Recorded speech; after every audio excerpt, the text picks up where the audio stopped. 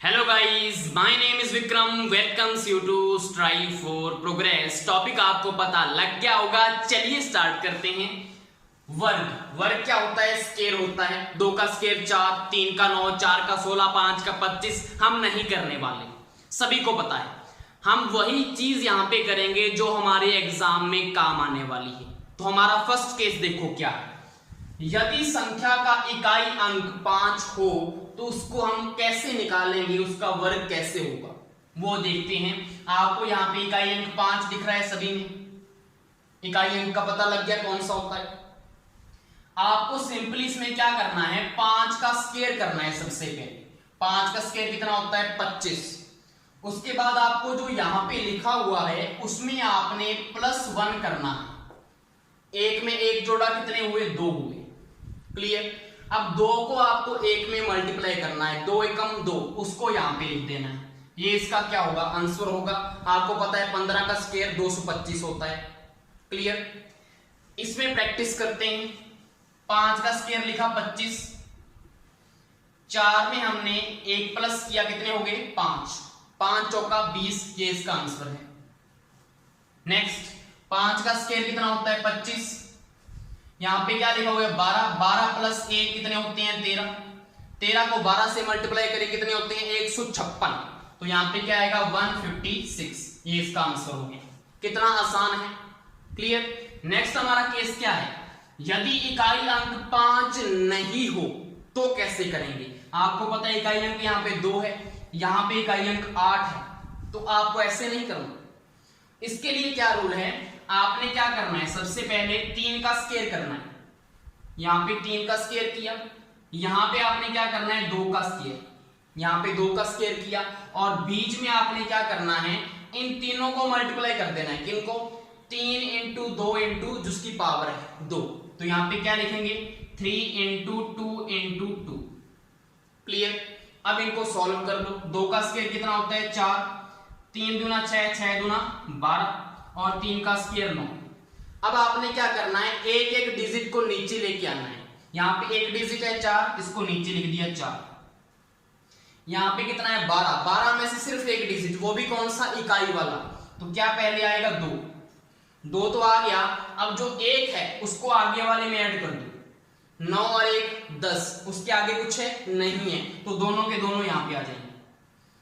Answer इसका क्या आ गया? 1024। क्लियर। इसके ऊपर प्रैक्टिस करें। चलिए देखते हैं। सबसे पहले क्या करना है आपने? उधर से आपने इकाई अंक ही लेना होता है, उधर से आपने इकाई वाला ही लेना होता है, बाकी जो बच गए वो आगे वाले में आ जाएंगे। तो 11 का स्क्वायर यहां पे लिखेंगे, 8 का स्क्वायर यहां पे लिखेंगे और यहां पे अंदर क्या करेंगे? 11 इंटू 8 इंटू 2। क्लियर। 8 का स्क्वायर आपको पता है 64 होता है। 11 8 88, 88 दूना कितने होंगे? 176। क्लियर। 11 का स्क्वायर 121। अब आप यहां पे एक एक करके उतारना है। सबसे पहले यहां से क्या आएगा? 4 आएगा, यहां पे 4 लिख दो। ये 6 क्या होगा? आगे वाले में ऐड। 176 प्लस 6 कितने होते हैं? 182, 182। तो 182 का क्या उतरेगा? सिर्फ 2 उतरेगा, क्योंकि एक ही उतारना है। 182 था तो 18 जो है वो आगे वाले में ऐड होगा, 18। 121 प्लस 18 कितने होते हैं? 139। आगे कुछ नहीं है तो सारे आ जाएंगे नीचे, 139। ये इसका क्या होगा? फाइनल आंसर होगा। तो 2 रूल आपको समझ में आ गए। नेक्स्ट हमारा टॉपिक है पूर्ण वर्ग संख्याएं। वे संख्याएं जिनका वर्ग पूर्ण होता है, जैसे कि 4, 9, 16, 25 एंड सो ऑन 100, इससे आगे भी चलती जाती हैं। मुझे बताओ, क्या 101 यहाँ पे एक पूर्ण वर्ग संख्या है? किसी का स्क्वायर होता है 101? नहीं होता, तो ये एक पूर्ण वर्ग संख्या नहीं है। अगर मैं पूछूं 225 एक पूर्ण वर्ग संख्या है, तो आप बोलेंगे सर बिल्कुल, ये 15 का स्क्वायर होता है। तो 225 हमारी क्या है? एक पूर्ण वर्ग संख्या है। क्लियर। ये कंसेप्ट आपको पता लग गया। उसके बाद हमने इनकी प्रॉपर्टीज पढ़नी है कि किसको हम देख के ये चेक कर सकते हैं कि ये पूर्ण वर्ग संख्या है या नहीं है। क्लियर। फर्स्ट प्रॉपर्टी क्या है? एक पूर्ण वर्ग संख्या का इकाई अंक कभी भी 2 3, 7 और 8 नहीं होगा। एग्जाम्पल देख लेते हैं, जैसे कि 225 इकाई अंक क्या आ रहा है 5, पूर्ण वर्ग संख्या है, बिल्कुल है। यहां पे हमें क्या चाहिए 2, 3, 7, 8 नहीं आना चाहिए, कोई भी पूर्ण वर्ग संख्या नहीं होगी। जैसे कि 87 है, इकाई अंक क्या आ रहा है 7 आ रहा है, मुझे बताओ ये कोई पूर्ण वर्ग संख्या है? 87 किसी का स्क्वायर होता है? किसी का स्क्वायर नहीं होता, तो ये क्या है पूर्ण वर्ग संख्या नहीं होगी। अगर हम बात करें यहाँ पे 625 की, तो ये पूर्ण वर्ग संख्या है, पीछे क्या आ रहा है 5 आ रहा है, आपको पता है 25 का स्क्वायर होता है, इन 4 अंकों में ये आ रहा है नहीं आ रहा, तो फर्स्ट आपको प्रॉपर्टी पता लग गई। दूसरी प्रॉपर्टी क्या है? सम संख्याओं का वर्ग सदैव सम तथा विषम संख्याओं का वर्ग सदैव विषम संख्या होती है। एग्जाम्पल 12 का स्क्वायर करो, 12 क्या है? एक प्रकार की सम संख्या है, 12 का स्क्वायर कितना होता है 144, 144 भी क्या है एक सम संख्या। 13 क्या होता है एक विषम संख्या, 13 का स्क्वायर करो, 13 का स्क्वायर 169, 169 ये भी क्या है विषम संख्या है। दूसरी प्रॉपर्टी आपको क्लियर हो गई है। तीसरी प्रॉपर्टी क्या है? पूर्ण वर्ग संख्या के अंत में शून्यों की संख्या सम संख्या होती है। अगर वो एक पूर्ण वर्ग संख्या है तो उसके अंत में शून्यों की संख्या क्या होगी? एक सम संख्या होगी। सम का मतलब 2, 4, 6, 8, 10। क्लियर? एग्जाम्पल देख लेते हैं एक, जैसे कि 20 का स्क्वायर है, 20 का स्क्वायर करेंगे आप 400 मिलेगा आपको। 400 मुझे बताओ एक पूर्ण वर्ग संख्या है या नहीं है? 20 का स्क्वायर किया तो पूर्ण वर्ग संख्या ही है। मुझे बताओ यहाँ पे शून्यों की संख्या कितनी है? अंत में देखो 1 और 2 यहाँ पे शून्य आ रहे हैं, तो हमने क्या पढ़ा है? पूर्ण वर्ग संख्या के अंत में शून्यों की संख्या क्या होती है? सम संख्या होती है। एक एग्जांपल और देख लो, जैसे क्या देखेंगे? 300 का स्क्वायर कर लो। किसका स्क्वायर करेंगे आप? 300 का स्क्वायर। अगर आप 300 का स्क्वायर करेंगे यहाँ पे कितना आने वाला है करके देख लेना इसको, 90000 इतना आने वाला है। तो यहाँ पे मुझे बताओ शून्यों की संख्या कितनी है? अंत में 4 शून्य आ रहे हैं। 4 क्या होता है? सम संख्या होती है। तो आपको ये तीसरा रूल पता लग गया आइडेंटिफाई करने का, बिल्कुल। उसके बाद फोर्थ रूल क्या है? यदि एक पूर्ण वर्ग संख्या का अंतिम अंक 5 हो तो 5 से पहले वाला अंक क्या होगा? 2 होगा। अभी चेक कर लेते हैं कि अंत में 5 आना चाहिए। जैसे कि 625 पड़ा हुआ है हमारे पास पूर्ण वर्ग संख्या, अंत में 5 आ रहा है तो उसके पहले क्या आ रहा है? 2 आ रहा है या नहीं आ रहा? क्लियर? 225 पड़ा हुआ है, अंत में 5 है, उससे पहले 2 आ रहा है या नहीं आ रहा? बिल्कुल आ रहा है। 25 पड़ा है, अंत में क्या है? 5, उससे पहले 2 आ रहा है या नहीं आ रहा? बिल्कुल आ रहा है। और मुझे बताओ कहां पे है? कोई है आपके पास एग्जाम्पल और जिसमें पीछे 5 आता हो? इसने क्या बोला है? अगर अंतिम अंक 5 होगा पूर्ण वर्ग संख्या का तो उससे पहले 2 आना चाहिए। अगर 2 वहां पे नहीं है तो मतलब वो पूर्ण वर्ग संख्या नहीं है। वहां पे आप क्रॉस कर दें कि पूर्ण वर्ग संख्या ये नहीं है, ये हमारा आंसर है। क्लियर? उसके बाद फिफ्थ हमारा क्या है? 2 क्रमागत पूर्ण वर्ग संख्याओं के मध्य प्राकृत संख्याएं अगर हमने फाइंड करनी है। 2 क्रमागत पूर्ण वर्ग संख्याएं, क्रमागत, तो यहां पे देखिए जैसे कि आपको पता है 2 का स्क्वायर क्या होता है? 4 होता है। व 3 का स्क्वायर क्या होता है? 9 होता है। ये 2 क्रमागत हो गई पूर्ण वर्ग संख्याएं। इनके मध्य अगर हमने प्राकृत संख्या फाइंड करनी है कितनी होगी? इन दोनों के मध्य अगर प्राकृत संख्याएं की वैल्यू अगर फाइंड करनी है तो कैसे आएगी? सिंपल सा फॉर्मूला है जो आपके आगे लिखा हुआ है। जैसे क्या लिखा हुआ है? 2 का स्क्वायर, 2 लिखा हुआ है तो 2 को 2 से मल्टीप्लाई कर दो, कितना आ जाएगा? 4। मुझे बताओ 2 का स्क्वायर जो 4 होता है और 3 का स्क्वायर जो 9 होता है, उनके मध्य प्राकृत संख्याएं कितनी है और कौन कौन सी है? 4 और 9 के मध्य 4 है और 9 है, तो आप क्या बोलेंगे? सर एक तो 5 आता है, एक 6 आता है, एक 7 आता है और एक 8 आता है। मुझे बताओ ये टोटल कितनी है? 4 है या नहीं? 4 प्राकृत संख्याएं आ रही हैं 2 पूर्ण वर्ग संख्याओं के मध्य, बिल्कुल। ये प्रॉपर्टी भी आपकी आगे काम आएगी। एक और चेक कर लेते हैं, जैसे कि 5 का कर लो, 5 का स्क्वायर व 6 के स्क्वायर के मध्य प्राकृत संख्याएं अगर बतानी हो तो कितनी आएंगी? पहले क्या आ रहा है 5 आ रहा है, 5 को 2 से मल्टीप्लाई कर दो, 5 दूना कितने होते हैं 10 होती हैं, तो 10 प्राकृत संख्या होंगी। कैसे? 5 का स्क्वायर कितना होता है 25 और 6 का स्क्वायर कितना होता है 36 होता है। इन दोनों के मध्य आप काउंट कर ली कितनी वैल्यूज आएंगी, 25 के बाद 26, 27, 28, 29, 30, 31, 32, 33, 34 और 35। काउंट करो 1 2 3 4 5 6 7 8 9 और 10। यहां पे 10 आया या नहीं आया? बिल्कुल 10 आया। आपको कुछ भी करने की जरूरत पड़ी, आगे जो लिखा हुआ है उसका मल्टीप्लाई 2 करना है। यहां तक सभी को क्लियर है? चलिए अब हम कुछ प्रैक्टिस कर लेते हैं जो भी हमने प्रॉपर्टीज पढ़ी हैं। तो फर्स्ट क्वेश्चन क्या है, निम्न में से एक पूर्ण वर्ग संख्या है, ऐसे आपको क्वेश्चन आने वाला है। तो सबसे पहली संख्या क्या है, यहां पे देखेंगे आपकी इकाई अंक क्या आ रहा है 7 आ रहा है। हमने फर्स्ट प्रॉपर्टी क्या पढ़ी थी, अगर पूर्ण वर्ग संख्या हो उसका इकाई अंक कभी भी 2, 3, 7 और 8 नहीं होगा। तो पहला तो हमारा कैंसिल हो गया, ये तो नहीं है। दूसरा यहां पे क्या लिखा हुआ है 9000। हमने एक प्रॉपर्टी और पढ़ी थी, अगर पूर्ण वर्ग संख्या हो तो उसके अंत में शून्यों की संख्या हमेशा सम होती है। यहां पे कितने जीरो आ रहे हैं, 3 जीरो आ रहे हैं। 3 एक क्या है, विषम संख्या है, तो ये भी हमारा पूर्ण वर्ग संख्या नहीं होगा। उसके बाद अगर देखिए थर्ड ऑप्शन, यहां पे क्या आ रहा है, इकाई अंक 5 आ रहा है। हमने पढ़ा था कि पूर्ण वर्ग संख्या में अगर इकाई अंक 5 आ रहा है तो उससे पहले हमेशा क्या आएगा, 2 आएगा। तो यहां पे क्या मिल रहा है आपको, 3 मिल रहा है, तो ये भी एक पूर्ण वर्ग संख्या नहीं है। लास्ट आपका क्या होगा, यहाँ पे टिक हो जाएगा। क्लियर? ऐसे क्वेश्चन आएगा। उसके बाद क्वेश्चन कैसे आएगा, 112 का स्क्वायर व 113 का स्क्वायर के मध्य कितनी प्राकृत संख्याएं होंगी। मुझे बताओ, आप इसको काउंट करते रहोगे, पहले तो 112 का स्क्वायर करोगे, फिर 113 का स्क्वायर करोगे, फिर उसको बनाते रहोगे कितनी प्राकृत संख्याएं। हमने पीछे क्या पढ़ा था, जो पहले लिखा हुआ है उसको आपने 2 से मल्टीप्लाई करना है, सिर्फ 2 से मल्टीप्लाई करो, 2 दूना 4, 2 एकम 2, 2 एकम 2, 224 इसका क्या होगा, आंसर आ जाएगा। इतना सिंपल आंसर है।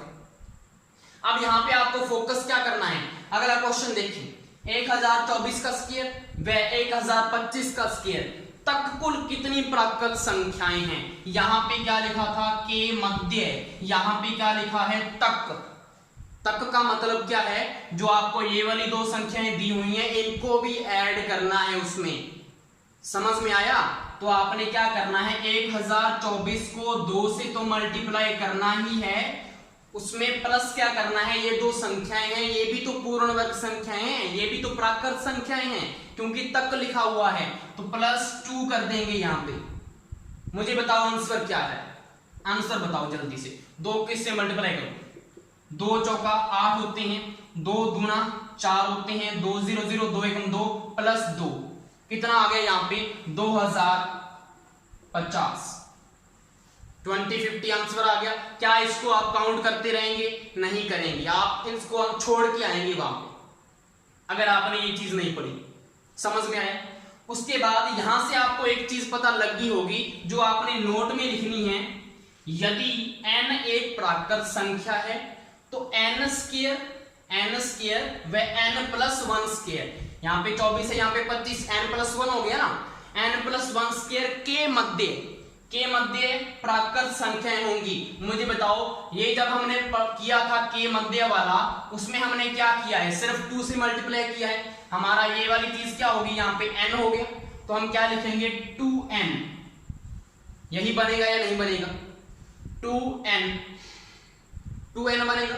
उसके बाद तथा n स्क्वायर व n+1 स्क्वायर तक वाला कौन सा किया था, ये वाला, उसमें हमने क्या किया है, +2 भी तो किया है, तो यहां पे क्या आ जाएगा, 2n+2 प्राकृत संख्याएं होंगी। समझ में आ गया? नेक्स्ट हमारी प्रॉपर्टी है, विषम संख्या के वर्ग को 2 क्रमागत धनात्मक पूर्णांकों के योगफल के रूप में व्यक्त किया जा सकता है। कैसे? एक एग्जांपल लेते हैं, एक विषम संख्या है 7, इसका जब हम वर्ग करेंगे, 7 का स्क्वायर कितना होता है, 49, सभी को पता है। इस पूर्ण वर्ग संख्या को हम दो क्रमागत धनात्मक पूर्णांकों के योगफल के रूप में कैसे व्यक्त करेंगे। ये देखो 49 को हम क्या लिख सकते हैं, क्या हम इसको 24 + 25 लिख सकते हैं। 24 और 25 कितने होते हैं, 5 और 4 9, 2 और 2 4, 49 होते हैं। तो ये क्या है, आपस में धनात्मक क्या है, पूर्णांक है या नहीं है, और दोनों का क्या किया हुआ है, हमने योगफल किया हुआ है, जोड़ा हुआ है दोनों को। 24 के बाद क्या आता है 25, पता लग गया। एक एग्जांपल और करते हैं, जैसे कि हमने किया 11 का स्क्वायर। 11 एक विषम संख्या है, स्क्वायर करेंगे कितना आएगा 121। 11 का स्क्वायर 121 होता है। इसको हम क्या ले सकते हैं 60 + 61 लिख सकते हैं। 60 और 61 कितने होते हैं 121। ये दोनों क्या है, धनात्मक हैं, दोनों का योगफल हो रहा है यहाँ पे, तो ये हमारी प्रॉपर्टी है। अगर हम बात करें सम संख्या की, तो सम संख्या को हम ऐसे नहीं लिख सकते। जैसे कि अगर 8 की बात करें, 8 का स्क्वायर अगर वो क्या होता है 64 होता है, तो 64 को हम धनात्मक पूर्णांकों के योगफल के रूप में नहीं लिख सकते। दो प्रॉपर्टी क्लियर होगी। नेक्स्ट आपका क्या है, दो क्रमागत विषम संख्याएं या दो क्रमागत सम संख्याओं के गुणनफल में एक जोड़ने पर यह पूर्ण वर्ग संख्या बन जाती है। चलिए देखते हैं कैसे। दो क्रमागत विषम संख्याएं कोई भी ले लो, जैसे कि 3 ले लिया, का गुणनफल करना है तो 3 और 5 का, दो क्रमागत होगी, 3 के बाद 5 क्या है, एक विषम संख्या है, दोनों का हमने गुणनफल किया, उसमें अगर हम एक जोड़ दें तो वो हमारी क्या आएगी, एक पूर्ण वर्ग संख्या आएगी। 5 दिया कितने होते हैं 15, 15 और 1 कितने होते हैं 16, तो 16 एक पूर्ण वर्ग संख्या है या नहीं है, बिल्कुल है, 4 का स्क्वायर होता है। प्रॉपर्टी क्लियर होगी। अब सम संख्या के ऊपर भी देख लेते हैं। सम संख्या जैसे कि 2 है, उसके बाद क्रमागत कौन सी आएगी 4 आएगी, दोनों का गुणनफल किया, इसमें +1 किया, 2 चौका 8, 8 और 1 9, 9 एक पूर्ण वर्ग संख्या है, बिल्कुल है, 3 का स्क्वायर होता है। क्लियर हो गया। इस प्रॉपर्टी को हम थोड़ा चेंज कर सकते हैं। कैसे, इसको हम चेंज कैसे करेंगे, क्या मैं इस +1 को इस वाली साइड में ले जाऊं और इस वाले +1 को भी इस वाली साइड में ले जाऊं, तो हमारे पास एक प्रॉपर्टी और निकल कर आती है। कैसे, क्या हम इसको ऐसे लिख सकते हैं 3 × 5 इक्वल में 4 स्क्वायर -1। इसको ये भी तो लिख सकते हैं, 3 × 5 +1 = 4 स्क्वायर था, मैंने 1 को उस वाली साइड ले गया तो -1 हो जाएगा इस वाली साइड आकर, तो यहाँ पे क्या बन जाएगी नई प्रॉपर्टी 3 × 5 इक्वल में 4 स्क्वायर -1। तो आपको यहाँ से पता लग रहा होगा कि यहाँ पे 3 है, यहाँ पे 5 है, बीच में क्या बचा 4 बचा, वहां वो कहाँ पे आ जाएगा, यहाँ पे आ जाएगा 4 स्क्वायर और -1।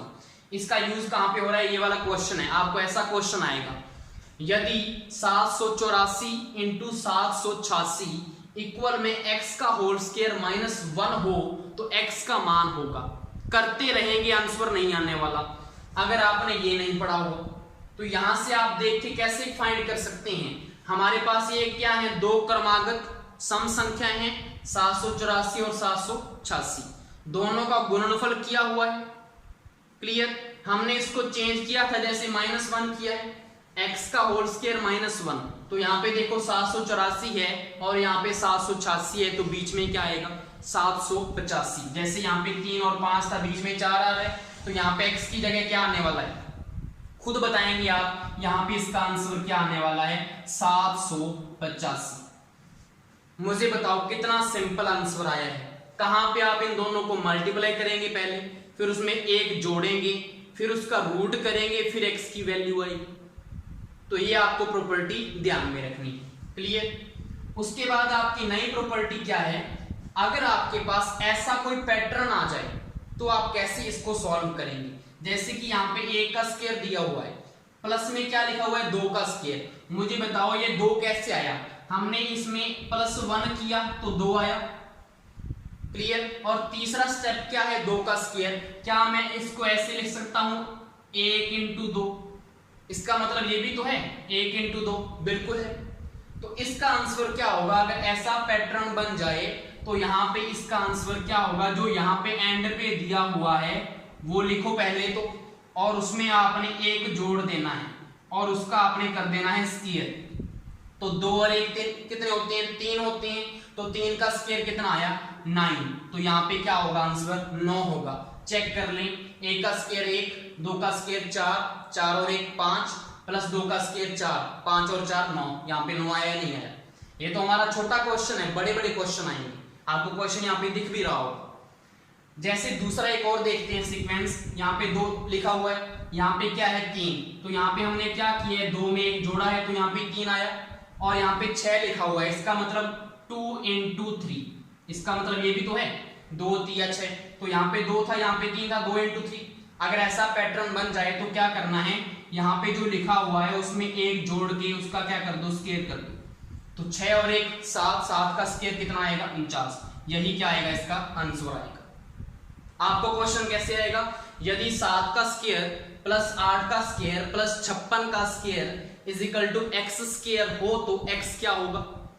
तो आप इसको सारों को स्क्वायर करते रहेंगे। आपको पता है कि यहाँ पैटर्न बन रहा है। क्या पैटर्न बन रहा है? कि 7 में हमने +1 किया तो 8 आया, और हमें पता है कि 7 × 8 कितने होते हैं? 56 होते हैं। तो यहाँ पे पैटर्न हमारा बन चुका है इसकी तरह। तो यहाँ पे आंसर क्या आएगा? जो 56 है उसमें हमने +1 कर देना है और होल स्क्वायर आ जाएगा। तो यहाँ पे x की जगह क्या आएगा? 56 + 1 57। तो यहाँ पे x की वैल्यू कितनी आएगी? 57। 57 हमारा क्या होगा? इसमें आंसर होगा। पता लग गया। लास्ट हमारी प्रॉपर्टी क्या है? प्रथम n विषम प्राकृत संख्याएं का योगफल सदैव एक पूर्ण वर्ग संख्या को व्यक्त करता है। प्रथम n विषम प्राकृत संख्याओं का योगफल सदैव एक पूर्ण वर्ग संख्या को व्यक्त करता है। कैसे? प्रथम n विषम प्राकृत संख्या, 1 के बाद विषम प्राकृत संख्या कौन सी है? 3 है। अगर इन दोनों को हम जोड़ें तो कितना आएगा? 4 आएगा। तो मुझे बताओ 4 एक पूर्ण वर्ग संख्या है या नहीं है? बिल्कुल है, 2 का स्क्वायर होता है। उसके बाद अगर हम बात करें 1 3 5 और 7, ये भी क्या है? प्रथम 4 विषम प्राकृत संख्याएं हैं। 4 है ना यहाँ पे, प्रथम 4 विषम प्राकृत संख्याएं। इनका अगर योगफल करेंगे तो वो भी क्या आएगा? एक पूर्ण वर्ग संख्या। करें 3 और 1 4, 4 और 5 9, 9 और 7 कितने होते हैं? 16। तो यहाँ पे 16 किसका स्क्वायर होता है? 4 का। तो 4 का स्क्वायर बन गया। तो ये भी क्या है? पूर्ण वर्ग संख्या है। ये आपको सारा समझ में आ गया। तो आज के लिए इतना ही। हमने आपको 10 प्रॉपर्टी करवा दी हैं। इसके आगे नेक्स्ट वीडियो में लेके आएंगे। Thank you.